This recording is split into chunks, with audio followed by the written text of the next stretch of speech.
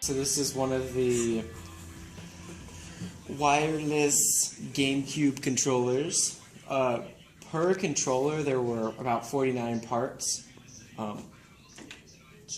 So it had multiple joysticks, one here and one here. This was like an D-pad. And it had 4 different buttons. And the Z button. I forgot the Z button. It had a little Z button, which was up here. On the board, there were a bunch of different contact spots where the different things would have things that would complete the circuit and make contact. Also, it would rumble. So this is what makes it rumble. And here's like a joystick. How it works.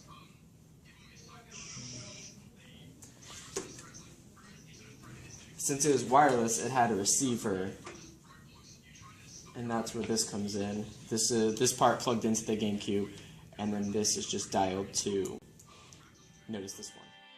To take the controller apart, we first had to remove the screws from the underside of the controller. Once the controller was opened up, all the little buttons pretty much fell out because they were not secured to the board and they were just sitting on top of it. The controller had 2 analog control sticks, a 4-direction pad, as well as several digital buttons. On the shoulders of the controllers are the L and R buttons. These buttons are both analog triggers that are spring-loaded. When the button is pushed in, a circuit is completed. However, the spring pushes it back and opens the circuit. Overall, this was a fairly easy teardown. Between the 2 controllers, we got it down to about 98 parts altogether.